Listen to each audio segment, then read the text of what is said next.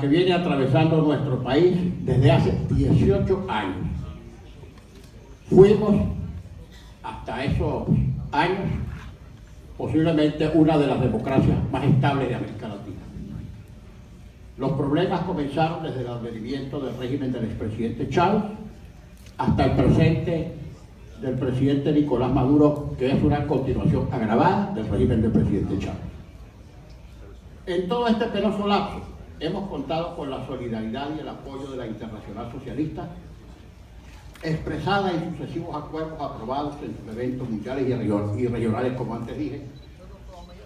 Y la grave situación por la que atravesamos en este momento no es simplemente un asunto nacional de Venezuela, sino que se ha convertido en un problema que afecta a la totalidad de la región y acaso mucho más trascendente como para convertirse posiblemente en un problema de carácter mundial. No estoy exagerando.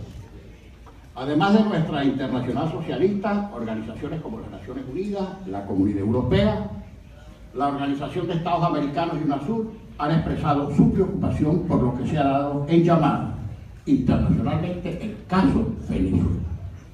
El caso Venezuela.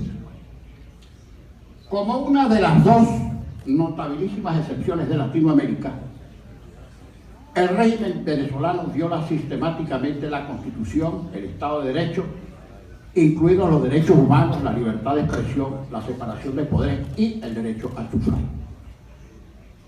En la Venezuela de hoy hay más de 130 presos por razones políticas, entre ellos Leopoldo López, líder de Voluntad Popular, miembro de esta internacional, y Antonio Ledesma, alcalde metropolitano de Caracas, de la socialdemócrata, aunque no miembro de la Internacional Socialista, Alianza Bravo Pueblo. En estos dos casos, que cito con nombre y apellido porque son los más evidentes, los más protuberantes, los más universalmente conocidos, se viola el debido proceso. Se encarcela a los disidentes sin pruebas y en base a procesos policiales y judiciales amañados que han hecho escándalo internacional.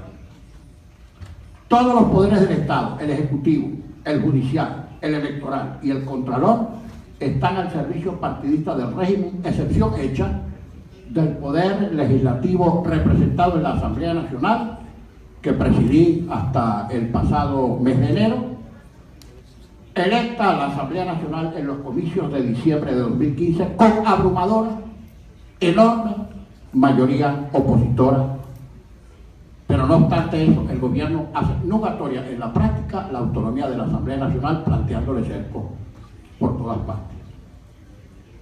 El gobierno, para citar algunos casos de acoso de la Asamblea Nacional para que no cumpla con sus funciones constitucionales de debatir, legislar y controlar como corresponde, el gobierno retiene el presupuesto de la Asamblea Nacional.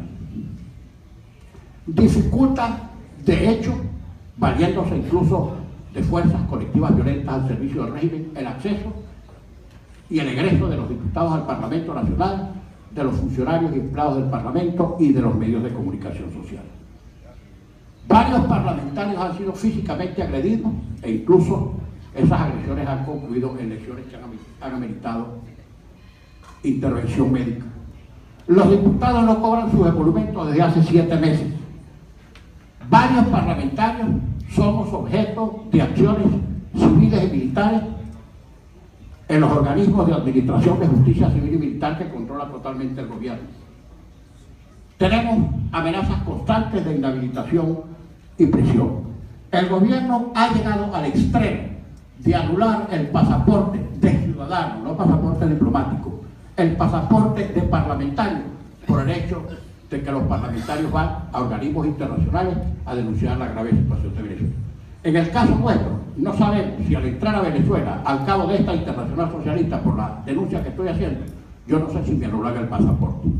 Ya le anularon el pasaporte al diputado Luis Florido, presidente de la Comisión de Política Interior de la Asamblea Nacional, y al diputado William Dávila, integrante también de la Comisión de Política Exterior de la Asamblea Nacional. Simplemente le retienen el pasaporte, le dicen que está anulado porque fue reportado como extraviado, y no obstante que el diputado presente su pasaporte y le dice: no, no está extraviado, aquí lo estoy consignando, se lo declara al grupo para que no pueda salir más del país a hacer las denuncias correspondientes.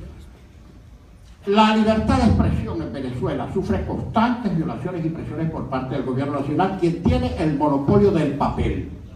En Venezuela ningún medio impreso puede importar una bobina de papel. Solo el Estado venezolano puede importar papel para los medios impresos. Y por supuesto, a través de un organismo que se llama la Corporación Maneiro, distribuye de manera discriminatoria el papel para que los medios independientes o que no son progubernamentales no puedan ser impresos. Por cierto, formando parte de nuestra delegación de Acción Democrática ante esta internacional, está el periodista Rafael Poleo, exiliado desde hace 9 años en los Estados Unidos y editor y director del diario El Nuevo País, que tiene 29 años de antigüedad y que ahora no puede circular por falta de papel, y de la revista Z, que es una revista especializada en política con 43 años de antigüedad. Ninguno de esos dos medios puede circular. También está en el exilio el licenciado Miguel Enrique Otero, director del Diario Nacional, que es uno de los medios impresos más antiguos y acreditados históricamente en Venezuela, así como también el periodista Alberto Federico Rabel, director de un importante portal denominado La Patilla.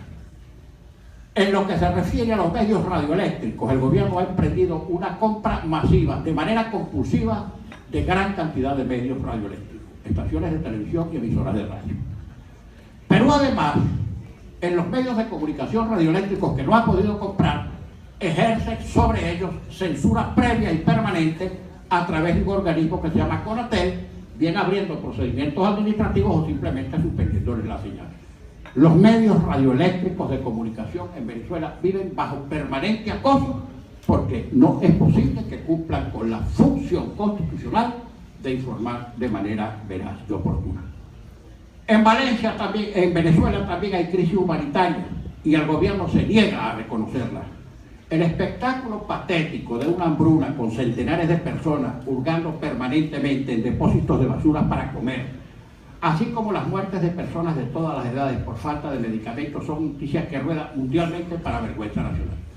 Ya no es un secreto, las informaciones impresas y en medios radioeléctricos transmitidas en todo el mundo, de cada vez un mayor número de venezolanos hurgando en los desperdicios de basura para poder consumir algún alimento. Las filas interminables frente a los expendios de alimentos para adquirir los escasos productos de primera necesidad a precios exorbitantes forman parte del paisaje nacional. Para citarles solo algunos números, para el año 2017, según todos los indicadores económicos, toda la región, sin excepción en América Latina, va a aumentar su Producto Interno, excepto Venezuela, cuyo Producto Interno va a decrecer en la alarmante cifra de 4.5%. El único país de América Latina cuyo Producto Interno no va a crecer. El aparato productivo nacional está en bancarrota. Venezuela importa cerca del 70% de todo lo que consume. Alimentos, bienes de capital, maquinaria, insumos, químicos, etcétera, etcétera. Todos los servicios públicos están colapsados: educación, salud, seguridad, electricidad y agua potable. Venezuela se ha convertido en el segundo país más violento del mundo.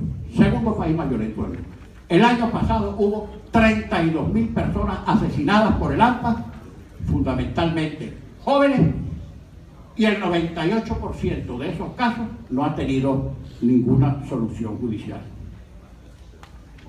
Finalmente, para no cansarnos con estas cifras, porque podríamos estar aquí horas de horas citando las pavorosas cifras que arroja la situación venezolana actual, el gobierno impide que se hagan elecciones. Porque tiene miedo, porque el gobierno sabe que la elección que se haga la va a perder abrumadoramente. Hace poco tiempo, valido de su control del Poder Judicial y del Consejo Nacional Electoral, se suspendió la celebración del referéndum revocatorio presidencial, exigido por la oposición con base en la Constitución y después de cumplir todos los requisitos, incluso los inventados por la autoridad electoral, para dificultarlo y para que no se realice. Una vez que cumplimos con todos los requisitos, decidieron mediante sentencias de 9 tribunales de la provincia venezolana que el referéndum no se podía realizar. El gobierno ha diferido las elecciones de gobernadores que se han debido celebrar en diciembre del año pasado. En diciembre de este año se han debido celebrar las elecciones de gobernadores. ¿Qué ha hecho el gobierno? Pues las difiere porque dice que no tiene presupuesto. Y porque al presidente se le ocurre decir ahora que para los venezolanos con ese pavoroso y antidemocrático argumento de decir que la gente tiene necesidad primero de comer que de votar, han conseguido en eso un argumento para diferir las elecciones. Anunció el Consejo Nacional Electoral que posiblemente las elecciones podrían realizarse a finales del primer semestre de 2017, digamos que junio de 2017. Pero ahora el mismo Consejo Nacional Electoral nos ha dicho que no se van a hacer las elecciones de gobernadores hasta que no se legalicen o se regalicen todos los partidos políticos, para lo cual ha puesto requisitos de tal complicación que es prácticamente imposible que ningún partido político en Venezuela se legalice. En síntesis, eventualmente quieren elecciones de gobernadores y quizás elecciones presidenciales cuando corresponda, sin partidos adversarios y sin candidatos de oposición.